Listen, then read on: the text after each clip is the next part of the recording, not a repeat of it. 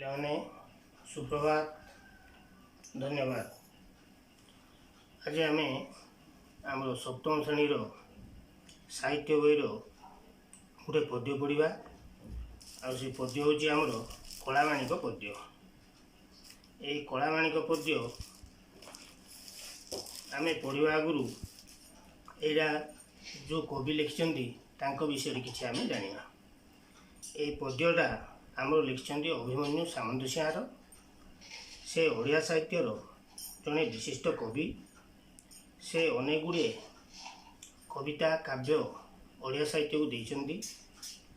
तांकर कविता गुड़िक भितर विदिग्ध चिंतामणि, प्रेमकला, रसवती, सुलक्षणा, बाघ गीत, चढ़ई गीत इत्यादि तांकर लेखा गुड़िक मध्य कलामाणिक पद्य तुमମାନଙ୍କ ପାଇଁ ए सप्तम श्रेणी से स्थान देइछन्ति। ए कलामाणिक पद्य कवि गोटे माँ ता पुओ प्रति केते आतुर, केते व्याकुल, केते चिंतित से कथा ये से वर्णना करछन्ति। ए पद्यर सारमर्म बुझा आगु प्रथम आम ए पद्यटी को मुखस्थ करने आवश्यक एवं पद्य को भल भाव में मन रखा उचित। प्रथम आम ए पद्य को मन रखा।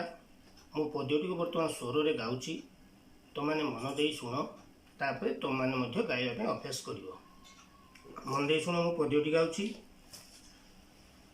धीरे घेन कानन रे कृष्ण विलंबित, बात्सल्य ममता घेनी भालुछन्ति मात। कला माणिक रे निधन संखाली मोर, दरिद्र पसरा अंध लौड़ी बाबुरे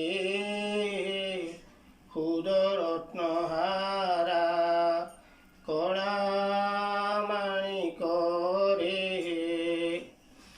जीव जीवन तुही नयन प्रतिमा,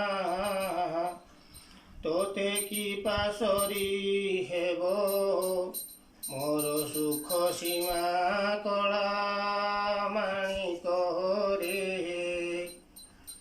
डरू थाऊ अंधार को रखी जाऊ गोरू, जनक जननी सुख काई पाई सारू। कला माणिक रे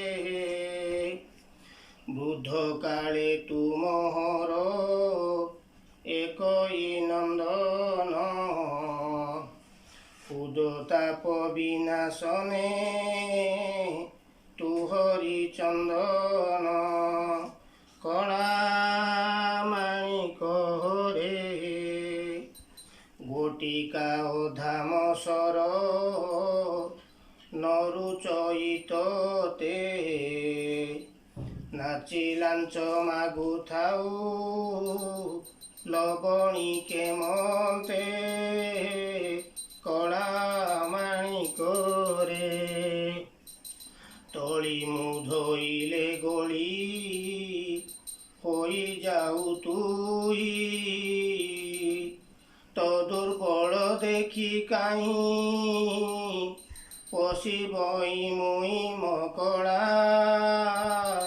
माणिक रे डाकी नील भांति बोली डरू थाई मने, बार बार बारू थाई जीवा पाई बने मकड़ा। माणिक रे निशाचर मातिबार शुभुची श्रुति की, मुडांकुणी छाड़ी देली बन को काहींकी मकड़ा। माणिक रे ଝାଳ ବହୁଥିବ ଅଙ୍ଗୁ ଲାଗି ଝାଞ୍ଜି ଖରା ଶ୍ରମ ପାଇ ତରୁ ତଳେ ବସିଥିବୁ ପରାମ କଳା ମାଣିକରେ ନେଲୁ ନାହିଁ କାହିଁ ପାଇଁ ତ କୋଠ ଉଚ୍ଚତା ବନେ କଣ୍ଟା ଲାଗି ହୁଏ ମୃଦୁ ପାଦ ଚିନ୍ତା ମକଳା ମାଣିକରେ କାନ ଡେରି ଥାଏ ଏକା ତ ବେଣୁ ଗୀତକୁ ଆଜ କିମ୍ପା ଶୁଭୁ ନାହିଁ ଭାବୁଛି ମନକୁ ମକଳା ମାଣିକରେ। ଠିକ୍ ଅଛି ପିଲାମାନେ, ଏଇ ପଦ୍ୟଟାକୁ ତୁମମାନେ ଘରେ ଥରେ ଦୁଇଥର ମୁଖସ୍ଥ କରିବ। ମୁଖସ୍ଥ କଲେ ତୁମ ବିଷୟବସ୍ତୁ ବୁଝିବା ପାଇଁ ସୁବିଧା ହେବ। ତ ପିଲାମାନେ, ମୁଁ ଆଜି ତୁମକୁ ଏଇ ଯେଉଁ ପଦ୍ୟର ଟିକେ ସାରମର୍ମ ବିଷୟରେ ବୁଝେଇଦେବି। ତାପରେ ଆମେ ପଦ୍ୟର ଥିବା ସବୁଯାକ ଗୋଟେ ଗୋଟେ ଅର୍ଥ ଭାବାର୍ଥକୁ ନେଇକି ତାର ଅର୍ଥ ବାହାର କରିବା। ଅର୍ଥ ବୁଝିଲେ ଆମେ ପଦ୍ୟଟି ବୁଝିବା ପାଇଁ ସୁବିଧା ହେବ। ତ ପିଲାମାନେ, ତୁମେ ଜାଣିଛ ଏଇ ଯେଉଁ ଫଟୋଟା ତୁମେ ଦେଖୁଛ, ଏ ଫଟୋ କାହାର କହିଲ? ଭେରି ଗୁଡ୍, ଏଇଟା ହେଉଛି ଶ୍ରୀକୃଷ୍ଣଙ୍କର ଫଟୋ। ଏଇ ଶ୍ରୀକୃଷ୍ଣଙ୍କର ପିଲାବେଳର କ'ଣ ସବୁ ସେ କରୁଥିଲେ ଆଉ ମା ତାଙ୍କ ପ୍ରତି କେତେ ଆତୁର ଥିଲେ ସେଇ ବିଷୟରେ ଆମେ ଏ ପଦ୍ୟରେ ବୁଝାଯାଇଛି। ତ ପିଲାମାନେ, ଯେତେବେଳେ କୃଷ୍ଣ ଦେବକୀ ଗର୍ଭରେ ଜନ୍ମ ହେଲେ, କଂସର ଭୟରେ ତାଙ୍କୁ ନେଇ ଗୋପପୁରରେ ଛାଡ଼ି ଦିଆଗଲା। ସେଠି ସେ ନନ୍ଦରାଜାଙ୍କ ଘରେ ରହିଲେ। ନନ୍ଦରାଜାଙ୍କର ବହୁତ ଗାଈ ଗୋରୁ ଥିଲେ। ଆଉ ସେଇ ଗୋପାଳ ପିଲାମାନଙ୍କ ସହିତ ମିଶି କୃଷ୍ଣ ମଧ୍ୟ ଗାଈ ଚରାଇବା ପାଇଁ ବଣକୁ ଯାଉଥିଲେ। ଏମିତି ପ୍ରତିଦିନ ସେ ବଣକୁ ଯାଆନ୍ତି, କିନ୍ତୁ ତାଙ୍କର ମା ବଣକୁ ନ ଯିବା ପାଇଁ ତାଙ୍କୁ ବହୁବାର ମନା କରନ୍ତି। କାରଣ ବନରେ ଡାହାଣୀ, ପିଚାସି, କଣ୍ଟା ବିଭିନ୍ନ ବିପଦର ଆଶଙ୍କା ଥାଏ। ସେଥିପାଇଁ ମା ବାରମ୍ବାର ତାଙ୍କୁ ମନା କରନ୍ତି ବଣକୁ ନ ଯିବା ପାଇଁ। କିନ୍ତୁ କୃଷ୍ଣ ଅଝଟ, ସେ ମାଙ୍କ କଥା ମାନନ୍ତିନି। ସେ ପିଲାମାନଙ୍କ ସହିତ ଗାଈ ଗୋରୁ ଧରି ବଣକୁ ଚରାଇବା ପାଇଁ ଚାଲିଯାଆନ୍ତି। ଏମିତି ସେ ଚରାଇବା ପାଇଁ ସବୁଦିନ ଯାଆନ୍ତି। କିନ୍ତୁ ଦିନେ କ'ଣ ହେଇଛି, ଶ୍ରୀକୃଷ୍ଣ ଘରକୁ ଫେରିବାରେ ବିଳମ୍ବ ହେଇଛି। ଯେତେବେଳେ ବିଳମ୍ବ ହେଇଯାଇଛି, ଠିକ୍ ସମୟରେ ସେ ଘରକୁ ଫେରି ନାହାନ୍ତି। ମା ଯଶୋଦା ଅନେକ ଆଶଙ୍କା କରୁଛନ୍ତି। ବଣରେ ତାଙ୍କ ପୁଅର କ'ଣ ହେଲା? ଡାହାଣୀ ପିଚାଶୁଣୀମାନେ ତାଙ୍କୁ ଲୋଭ କରି ନେଇଗଲେ କି? ଖରା ହେଉଛି, ମୋ ପିଲା ଖରାରେ ବସିକିରି କଷ୍ଟ ପାଉଛି କି? ତା ଗୋଡ଼ରେ କଣ୍ଟା ପଶିଗଲା କି? ଏମିତି ଅନେକ ଭାବନା ସେ କରିଛନ୍ତି।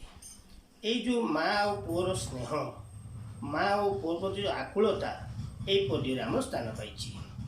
ଏବେ ଆମେ ପଦ୍ୟର ଗୋଟେ ଗୋଟେ ପ୍ରକ୍ରିୟାକୁ ନେଇ ଆମେ ତା'ର ଭାବାର୍ଥକୁ ବୁଝିବା, ଆଉ ସେଇଠି ଆମେ ତା'ର ବିଷୟବସ୍ତୁ ବୁଝିବା। ତ ପିଲାମାନେ, ଏଇଠି ଗୋଟେ ମୁଁ ତୁମମାନଙ୍କୁ ବୁଝେଇ ଦେଉଛି ଆଜି କେତୋଟି, ସେଇଟା ମନ ଦେଇ ଶୁଣ।